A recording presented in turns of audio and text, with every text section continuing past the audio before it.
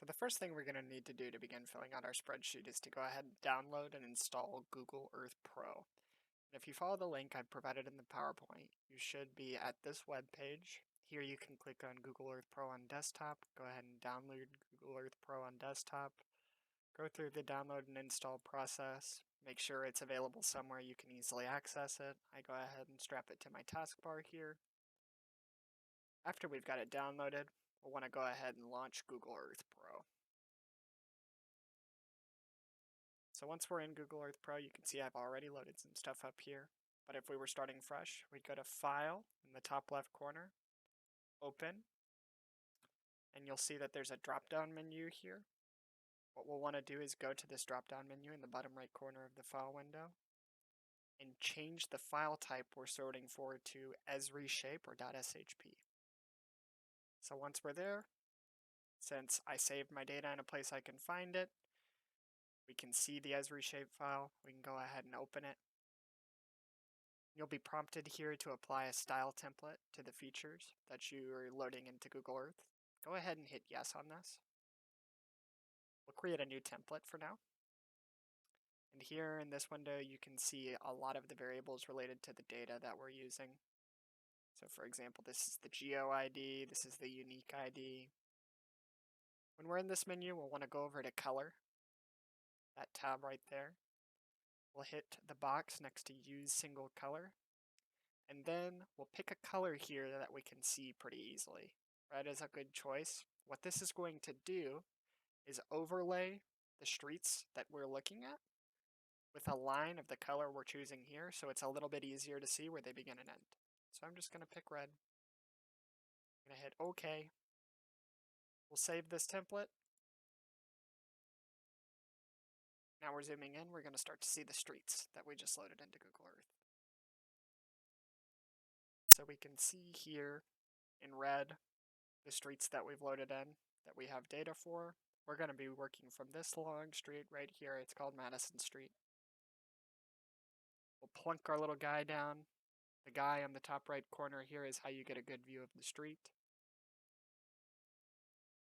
And from here, we can start to explore the street some. To get out of the little guy's view, so to zoom back out, you can double right click. And when we're zoomed out, we can sort of see a little bit easier some of the facilities that are near our street. So right here, there's a church, and right up the street, we can see there's a greenhouse. It doesn't look like that's marked, but that's a greenhouse right around here. So now that we've learned a little bit about how to navigate Google Earth Pro, we can begin to look at the spreadsheet that we're going to actually be using to code the data that we're collecting in Google Earth Pro. So there are several sections of this spreadsheet that are kind of divided by headings. We've got administrative, street features here, or any of these street featured visible, sidewalk features, and so on. It goes on for a pretty long ways. We're going to start with the administrative heading here. So we can see in the first column, we've got the observer ID/name. So I went ahead and filled that out. It's just your first initial and your last name. Next, you code today's date. So today's January 17th of 2021. And street ID, this column. In order to find this information, we actually need to go into Google Earth Pro. So let's go ahead and do that really quick. Let's go ahead and reopen our file here. Remember to always sort by esreshape file.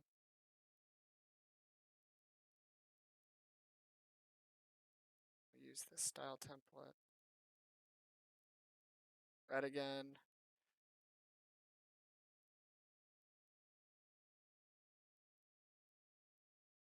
Go ahead and zoom in. Here we can see the street we've been working with. If we go ahead and select the Little Rock Streets example here on the left side of the app, we can see Madison Street again. And in order to find the street ID, we need to click on the red line we've got there, and it'll pull up an attribute table. Here we can see that the unique ID is 3594, and we'll be using the unique ID for the street code here in our spreadsheet. So I'd go into my spreadsheet. I've already typed it, but it's 3594 here. We can move into the last column. That's just the street last updated date. And that's also today. So I entered January 17th, 2021.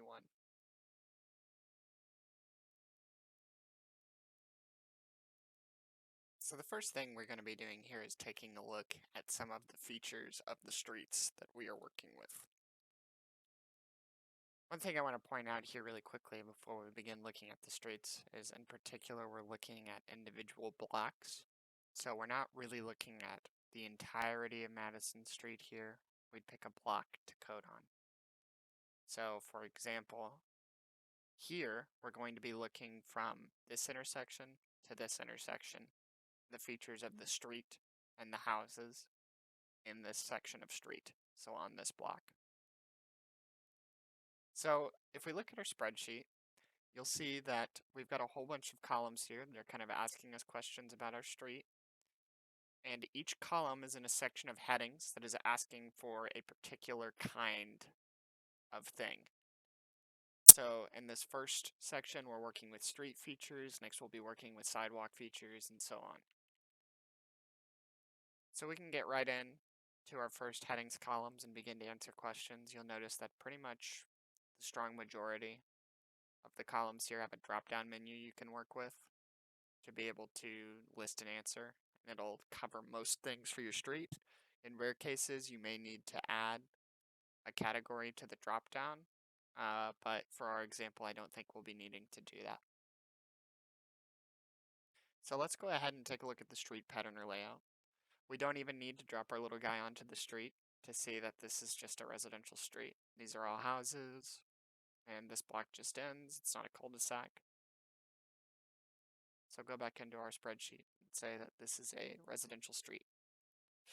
Now, condition of the street, we'll actually have to drop our little guy down to get a better look at. So if we take a look at the street here, we can see there's a lot of cracks right there, maybe even some potholes. So the street right here where we plunked our guy down is in a little bit of rough shape.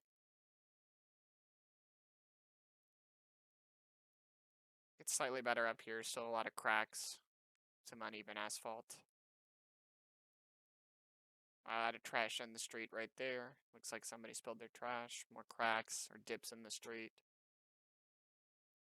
So the street is pretty damaged through most of the block. So we could say that the street's in relatively poor condition.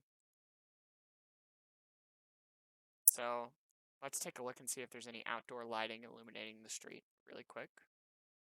So we can see here, there's not a whole lot. There is one light at the intersection on the north side of this stretch of Madison. There's another one right here. So we've got two lights along the street. And it doesn't look like we have a third one on our stretch of Madison. So we've got some street lights, but not many.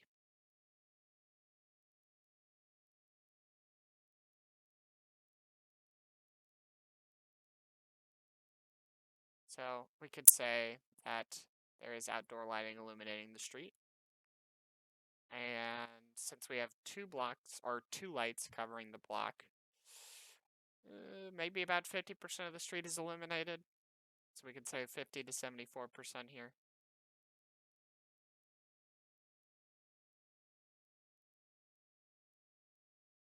So when we look at the street, we also want to be paying attention to see if there are any traffic calming measures. We have stop signs, but in particular, we're looking for things like drive slow, children at play signs, or speed bumps, that sort of thing.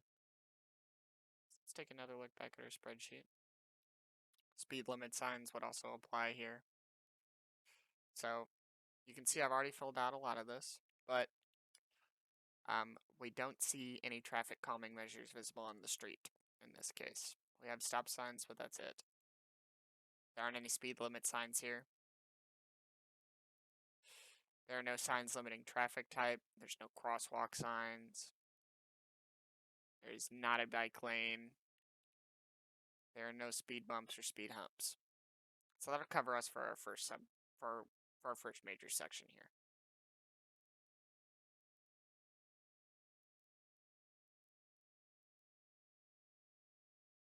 So in the next section of our spreadsheet, we're going to be looking at the sidewalk along the stretch of Madison that we've been looking at. So the first thing we need to determine here is whether this section has a sidewalk. So if we go ahead and we look in, we can see that this stretch of Madison does not have a sidewalk. So if we go back into our spreadsheet, no sidewalk present would be our answer in this case. And if you do have a sidewalk, you'd fill in based on the characteristics of the sidewalk you've got. So in this case, we're just pretty much going through and marking all of this stuff as cannot evaluate or not applicable or whatever.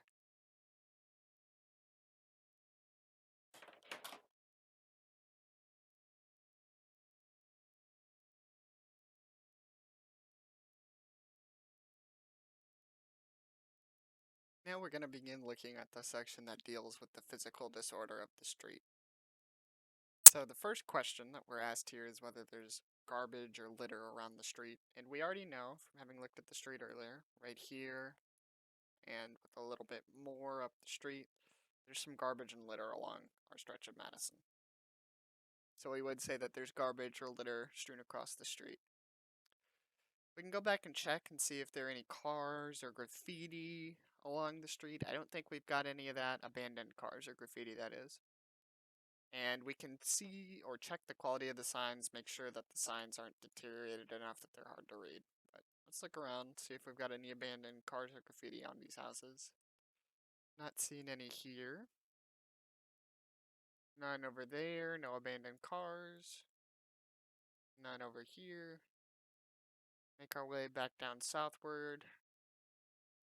These are not abandoned cars.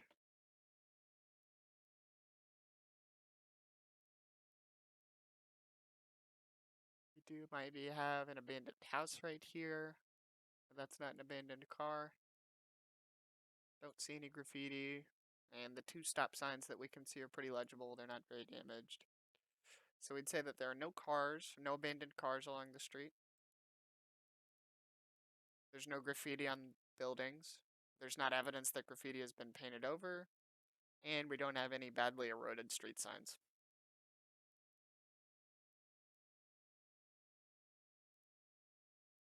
So we'll check now for whether there are any amenities or public courtesies along our street. By amenities or public courtesies, we mean things that are asked for in these columns. So things like trash cans, newspaper dispensers, public phones, bathrooms, vending machines, bus stops, that sort of thing. So in our case, we don't have any of that along the street, but we can go back and double check just to make sure. It's better to know for sure there's nothing along our street that we're asking for than miss it. So I'm not seeing any public phones or bathrooms or benches, bus stops along here. One quick tip is we can double click out along the map so we can get to our map view. And bus stops or train stations can usually be seen with this icon in the maps. So we can tell in our case that it doesn't really look like there are any bus stops along our stretch of street. So we'll continue looking down really quick, just make sure we don't have any amenities. And it doesn't really look like we do. So we can just go back through this section, say there are no amenities on the street, and code no for all of the amenities that are listed here.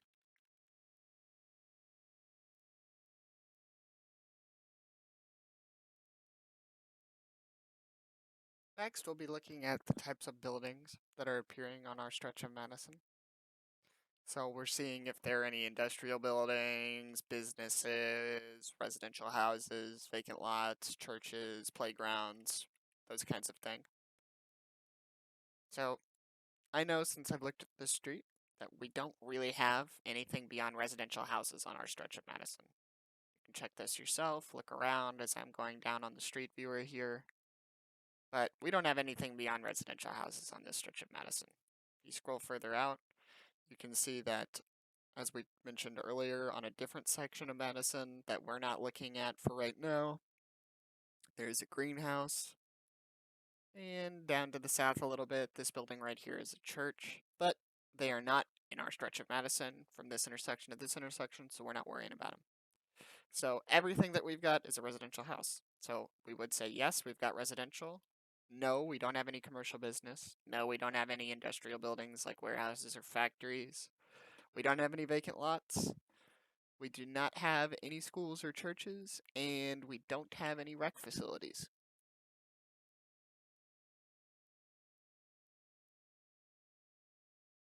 So here we're going to be looking at the types of residential housing units that are along our street segment. So you'll see that the columns here list some terms that were, at least to me, not recognizable at first. These are actually British terms. I'll walk you through what they mean. But for our purposes, the most relevant one is going to be the detached residential housing unit, because that's what we've really got along our street.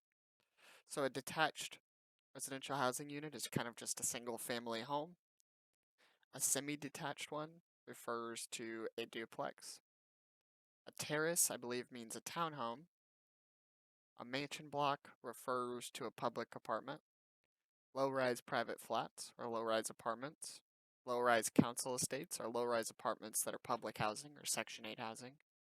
And a tower block council estate are high-rise kind of tower apartments that are public housing units. So we'll also be looking, as we are coding for the types of housing that are along our section of street, to see if there are any bars or gratings on the windows, if there are poorly kept balconies, kind of generally looking at the conditions of the housing, see if there are any abandoned stuff. And we'll be kind of assessing the overall quality of most of the residential units and their front gardens.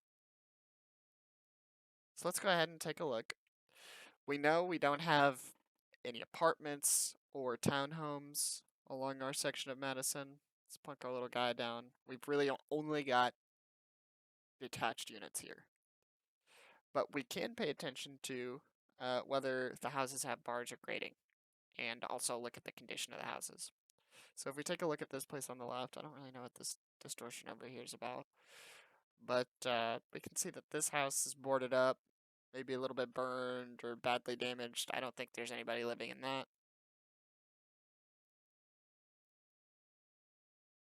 This house doesn't have any bars or grating on the windows. It appears to be in okay condition, maybe a little bit of damage. This house appears to be in good condition. Front yard also looks like it's in alright condition.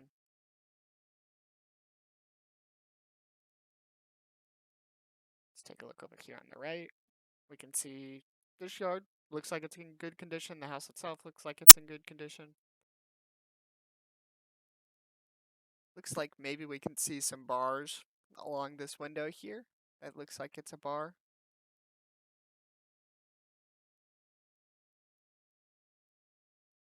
Yep, and we can see more bars and grating along this window here now. Front yard appears to be in good condition. The house itself appears to be in alright condition. Same thing for this. This house here on the right doesn't have any bars or grating, but the front yard looks like maybe it's not in great condition. It's a little bit cluttered. Looks like maybe some of the panels down here are damaged. This house up here on the right looks like nobody might live in it, but it appears to be in okay condition. Right here, this house on the left looks like it's in good condition. I do see some what appear to be bars on the window there.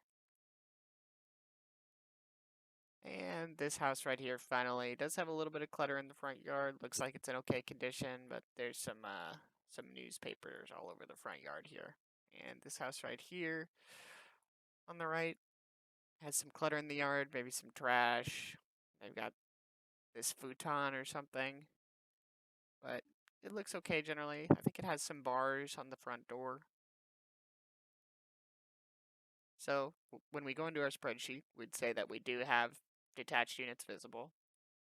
We don't see any duplexes. Good way to check for duplexes is to see if there's a single family home that looks like it has two front entrances. If that's the case, then there's a decent chance it's a duplex. Don't see any townhomes. Definitely don't see any mansion blocks. No luxury apartments here. No apartments of any kind, so we'll just be coding no, no, no.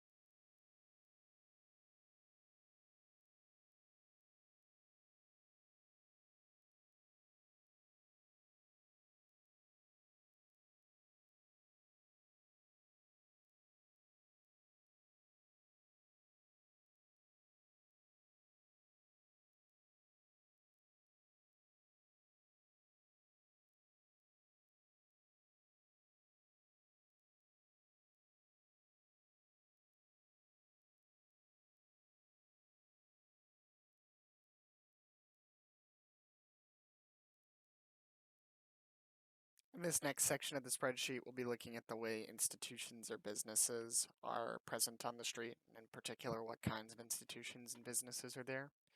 Now, in our case, as we already know, we don't really have any institutions or businesses along our stretch of Madison. So if we did, we'd be trying to figure out what those institutions or businesses are and then coding them in our spreadsheet. But in this case, we haven't got any. So we'll go ahead and say no.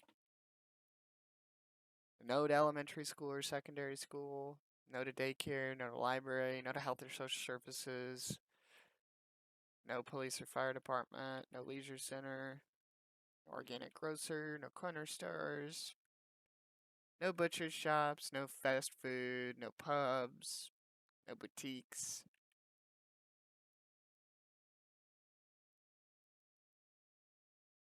Nothing with bars or gratings on windows, no abandoned businesses.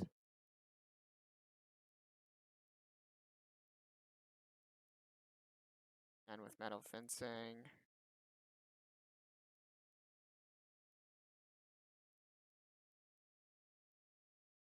Nothing that's badly deteriorated.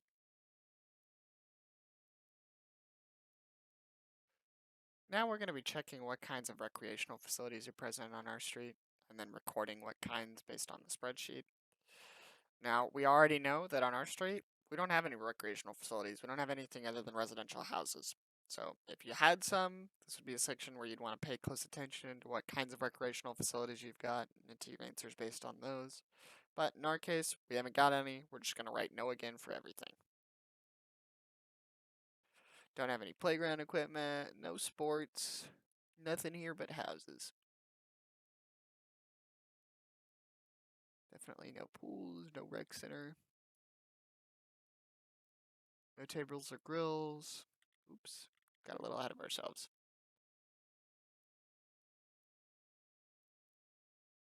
No trails. And we can't assess the condition because there are no recreational facilities.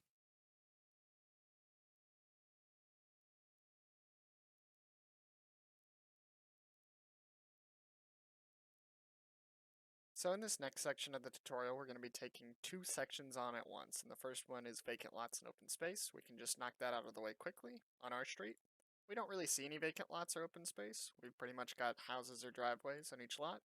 So we just go into our spreadsheet and write no vacant lots or open spaces visible. After that, we're going to take a look and see what kinds of signs are on the street and what those signs say.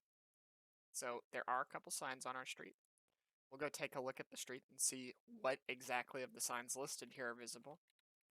But you'll see that we have one or two of them.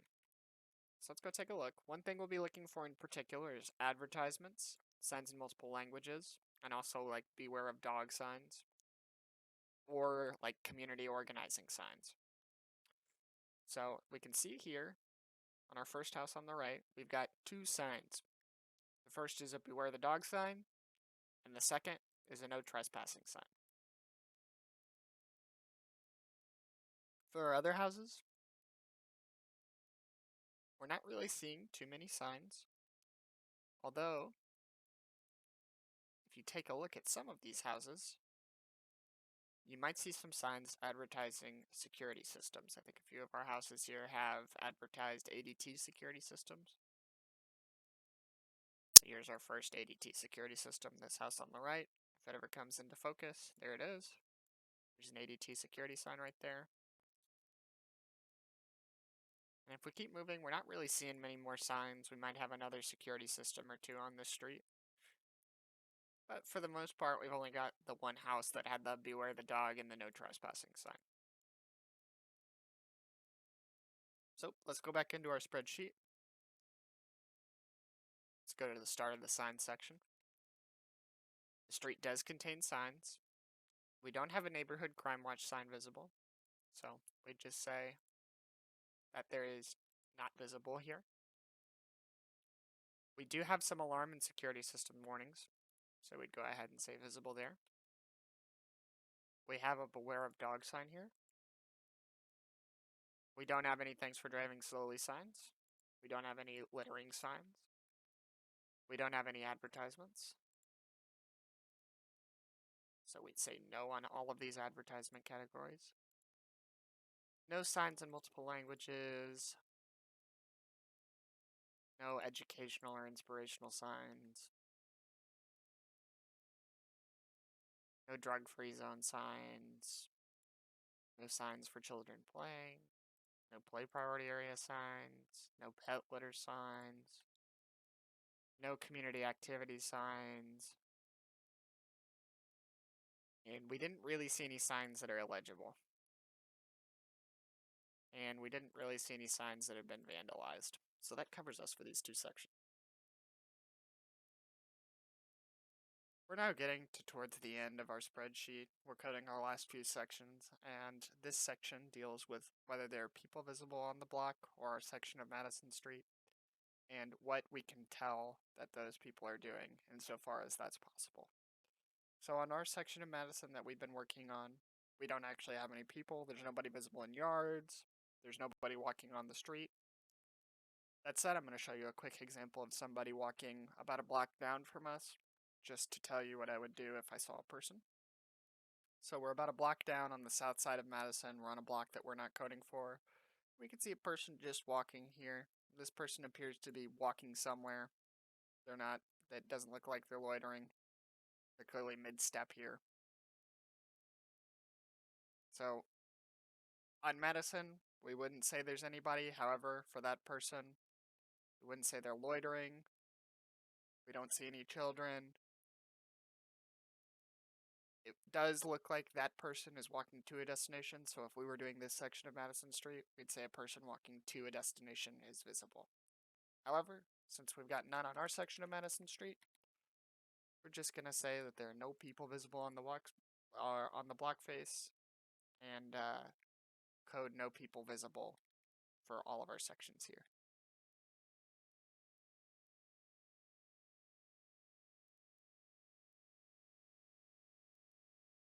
So we're getting to the end of our spreadsheet, and our final two sections are kind of asking us to summarize the condition of the neighborhood. So here, we'll just be kind of making our own assessments of what we saw. So our first column here asks us if the neighborhood appears to be a fairly safe place to live. Now you guys might remember we did see some like beware of dog signs. We saw some security systems, that's relatively common. We saw some rundown houses. The street wasn't exactly in great shape. The neighborhood's overall okay looking, but I don't know if I would call it very safe. Maybe we could say fairly safe or unsure here.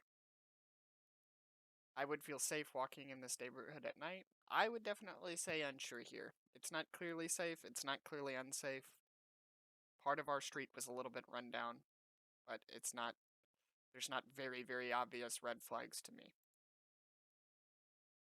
So, we didn't really look at this very much when we were looking at Madison. We're still on our previous section of the street where we were looking at a person, but we can double click to zoom out. Go ahead and move up the street to where we were going.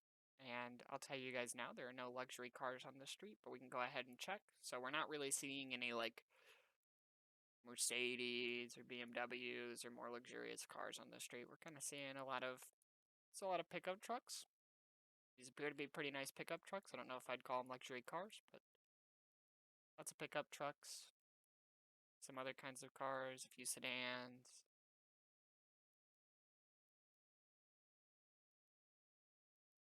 But we don't really see any luxury cars. So if we go back into our spreadsheet, we'd probably say we don't see any luxury vehicles. We could say that the cars are mostly of moderate quality.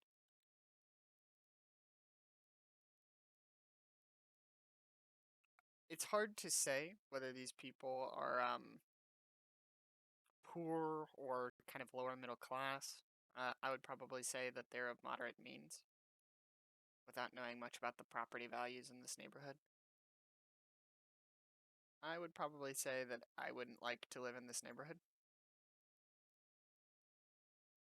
And here you could make any comments on the overall condition of the neighborhood that you might have.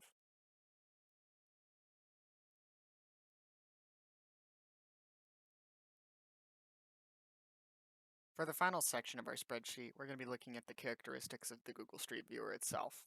So there's a couple things we're looking for here.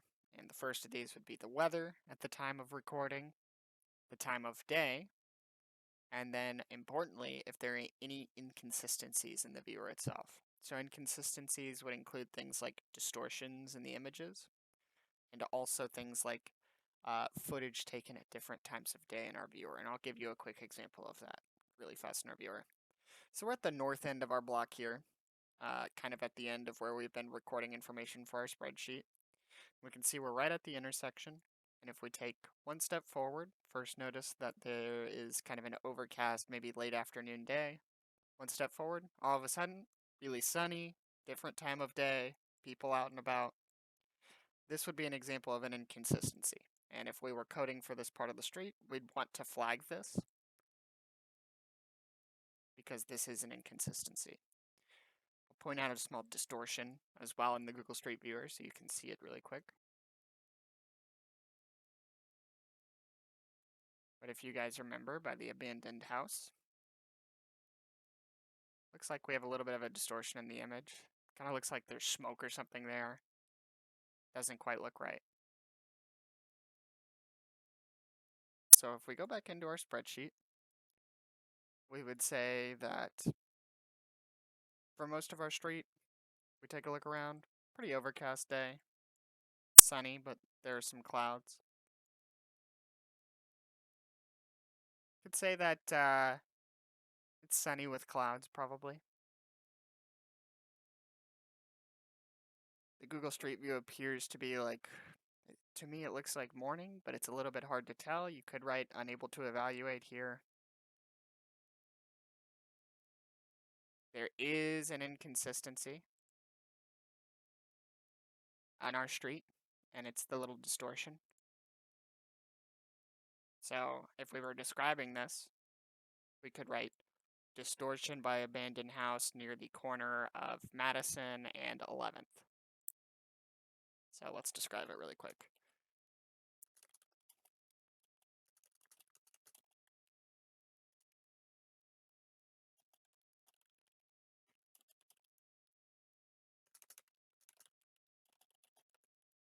Okay. Finally, we'd kind of review. So the review section just asks us if there's any part of the survey we're not really confident in what we recorded. So if I was, say, underconfident in my section on physical disorder earlier in the spreadsheet, you just flag physical disorder here and then explain what exactly I think might be wrong or what I was having trouble with here. So it's flagged for later review if there was a problem in the initial coding.